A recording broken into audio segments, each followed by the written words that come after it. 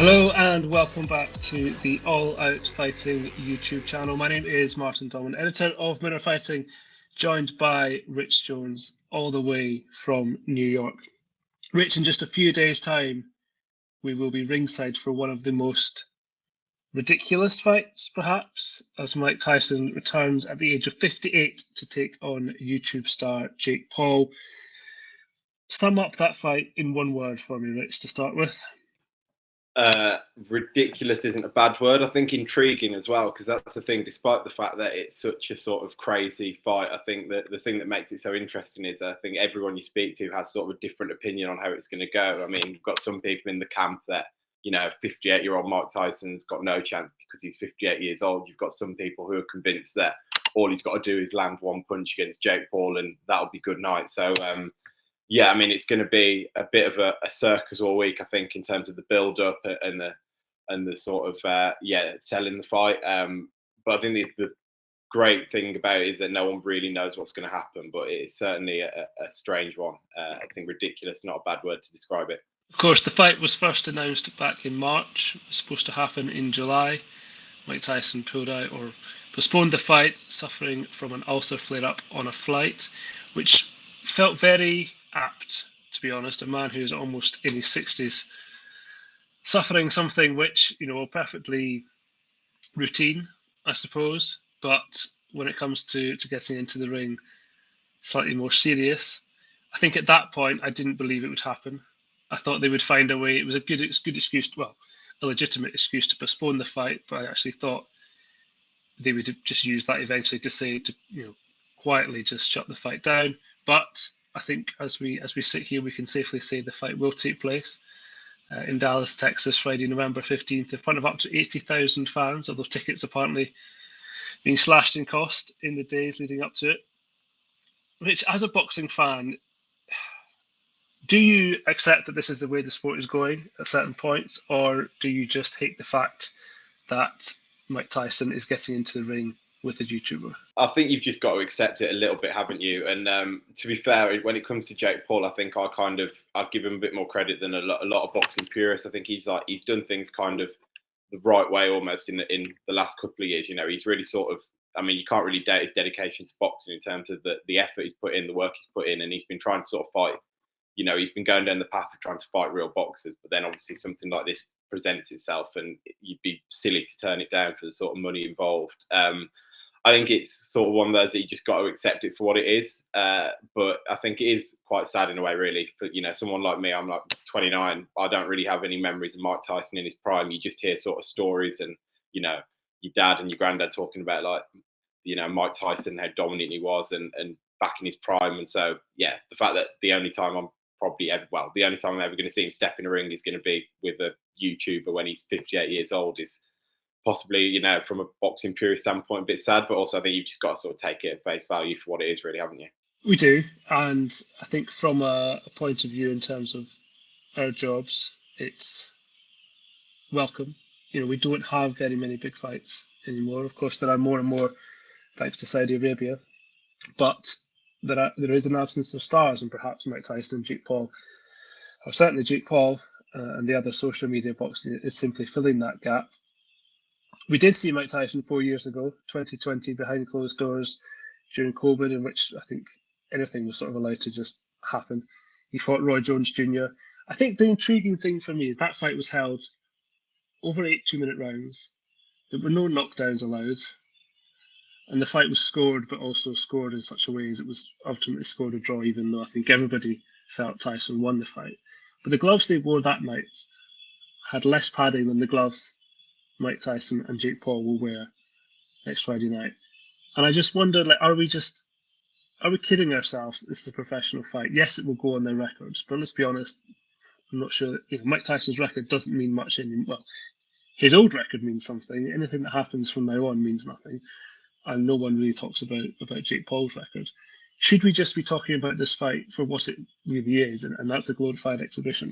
I think it is, isn't it? But I think it's there's still an element of intrigue just about the result. When you have just an exhibition and you know that it's not being scored and there's not someone who's there's not going to be a winner at the end of it, then it kind of takes someone away from it. And I do think that is kind of like the beauty of what this is that everyone's got sort of a different opinion about how it's going to go. I mean, I don't think it's it probably won't be a particularly exciting fight once it starts. I feel like it'll probably be quite one-sided one way or the other, but also there is a bit of jeopardy in that no one's quite sure which way it is going to go, whether, Tyson's going to hit him with a big punch, or what I think is a more likely scenario that, Jake Paul's just got to gas him out and will eventually sort of just be younger and fresher and fitter. But I think as well, when you talk about, the fact that we don't have too many big fights, like it's also rare that you have like a really big fight where there's genuine like intrigue or so much unknown, really. Like, even though it's a bit of a, the unknown is quite odd because of the scenarios of the fight. It's quite rare that you have a massive event like this where there's so much unknown in the cards. Usually it's,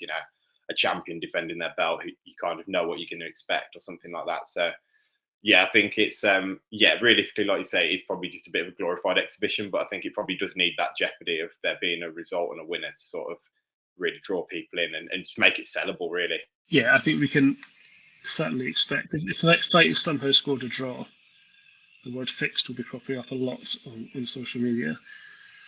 We have, of course, in the last few days and weeks seen some clips from sparring, I use that word lightly, both Jake Paul and Mike Tyson posting videos which are alleged to show them knocking down their sparring partners. A knockdown is one way of putting it. They've sort of fallen over their own feet. Is another way. But we have seen very short clips of Mike Tyson in training, and I think possibly the most intriguing thing about next week until the actual fight is the public workouts, which are due to be held on Tuesday, when we might actually get to see Mike Tyson in the ring. Now, if I'm Mike Tyson and I'm struggling to, train, spar for more than 30 seconds, I'm not going to try and prove that wrong in that workout. But can you sort of imagine what Mike Tyson will look like when he does put through his paces?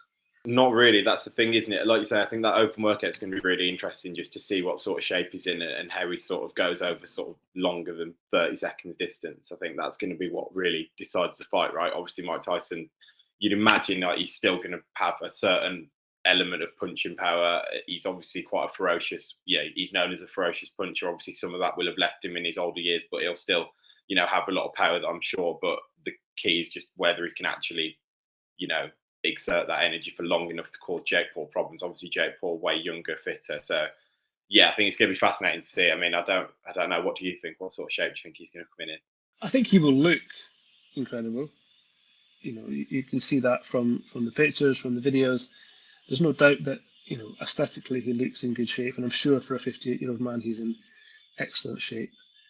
But if you go back and watch the Roy Jones Jr. fight, and this was 4 years ago, he's just very slow. Like, one thing I don't think he will ever lose is the ability to defend himself, and look after himself in there. It doesn't really matter how old he is. And I think if you couple that with the fact that if I'm Jake Paul, no matter what he says between now and the fight, I just cannot imagine him properly going in there to destroy Mike Tyson. I think if Jake is sensible, he will, in his mind, figure out a way in which he can win the fight, because I think he has to win the fight, because Mike Tyson is 58, but win the fight and not be ridiculed. So he can't really win it on points, I don't think. I'm not sure knocking Mike Tyson out in a round is a great move, because I think a lot of people love Mike Tyson and don't really want to see that happen. So I think Jake Paul's big thing between now and the fight is just to work out a way. I suspect somewhere win it in the middle rounds, not knocking Mike Tyson out, but maybe just forcing the referee to step in. And I think if I'm the referee, I'm stepping in as soon as it gets a bit hairy. You can always just rely on, always protecting Mike Tyson. He's almost 60 years old, when people inevitably complain. But I think it's one of the difficult things to imagine is what happens when the bell rings. If you take Tyson Fury and Alexander Usyk or Levantia Joshua's fights, you can by and large, have an educated guess at how the fight will play out. But I'm struggling to imagine what happens when that bell rings. I don't know about you. I think that scenario you just talked about is sort of, now you said, it seems like it could be quite a likely one. I mean, like you say, we've all seen I think the big thing is that after sort of 3 or 4 rounds, Mike Tyson's going to be pretty tired and probably struggling to keep up with the pace. Like you say, he probably will be able to defend himself, but we've all seen fights, haven't we, where, you know, you don't necessarily be having to land cleanly to sort of paint the picture to the referee and the fans that, like, you know, you're putting the other guy under a lot of pressure. I can certainly see a scenario whereby, you know, Mike Tyson's getting sort of hit regularly, but probably not hit cleanly. You know, he's protecting himself. He's not taking an awful lot of damage, but, you know, Jake Paul's giving the referee a reason to sort of step in and say, well, he's not, you know, throwing much back and defending himself. Yeah, I can certainly see that scenario. But like you said, there's just so little to base it off to make any judgment, isn't there? And I think that is the reason that it's so intriguing, because on the face of it, it sounds, you know, ridiculous, like YouTuber Jake Paul against former heavyweight champion Mike Tyson. But then you take a step back and you think, well, actually, like, Jake Paul's done a lot more boxing in the last 10, 15 years or 5 to 10 years than Mike Tyson has. Mike Tyson's obviously old. You know, I think that's the reason why it has got so much appeal, and it has sort of, you know, generated so much interest, because it is so hard to see what the outcome is going to be. And I think, yeah, even people who hate it as a concept are going to be sort of sneakily keeping an eye on Fight Night on what's happened there. Definitely. And even if, as much as it would be in the, you know, overnight in the UK, but obviously prime time in America, even if you understandably don't want to get up at 5 a.m, I imagine lots of people, the first thing they will do Saturday morning is try and find out who won. Like, you know, it's just human nature to, you know, the old adage of you can't not look at a traffic accident when you go past it. Like, people will want to know what happens. And I think what Jake Paul will want is, I don't think he really wants to sort of really hurt Mike Tyson, but I think he will want, as he has always wanted, a viral moment. I think he'll want to knock him down. I think he'll want that picture of him standing over Mike Tyson so he can, you know, use that on social media for the rest of time. And then I think he'd be happy with some sort of stoppage, any sort of stoppage.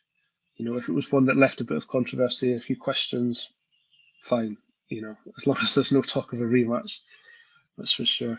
But it'd be interesting, I think, just one final thing. The fight is on Netflix. First time they've, I think, done live sport at all, but certainly live combat sports. And I wonder what their angle is. You know, if you start with, they obviously wanted a big name for Jake Paul. I think Tommy Fury rematch was mentioned, but they went with Mike Tyson. It'd be interesting to see what happens after this.